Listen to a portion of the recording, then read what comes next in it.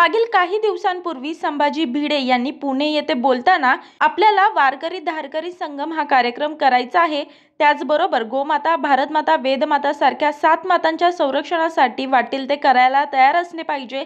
हिंदवी स्वराज्य व्रत होय, त्यामुळे वटसावित्रीच्या पूजेला अभिनेत्र्यांनी ड्रेस घातलेल्या महिलांनी जाऊ नये, तिथे फक्त साडी घातलेल्या महिलांनीच जावे असे विधान केले होते. संभाजी भिडेंच्या या विधानामुळे विविध राजकीय आणि सामाजिक संघटनांनी तीव्र प्रतिक्रिया दिल्या आहेत. त्यांच्या वक्तव्यामुळे पुन्हा एकदा समाजात तणावाचे वातावरण निर्माण झाले आहे. संभाजी भिडे यांनी पुण्यामध्ये महिलांविरोधी केलेल्या विधानामुळे राज्यभरातील महिलांनी भिडे यांच्या विधानाचा निषेध केला होता. या प्रकरणाला 2-3 दिवस होऊनही आता ते शांत होताना दिसत नाहीये.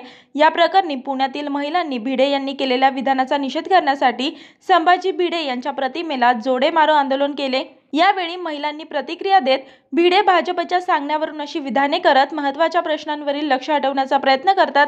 त्यांनी जर असे प्रकार थांबवले नाही तर त्यांच्या मिशा कापण्याचा इशारा यावेळी दिला. मी वर्षा काटेकर, योद्धा न्यूज, नवी मुंबई.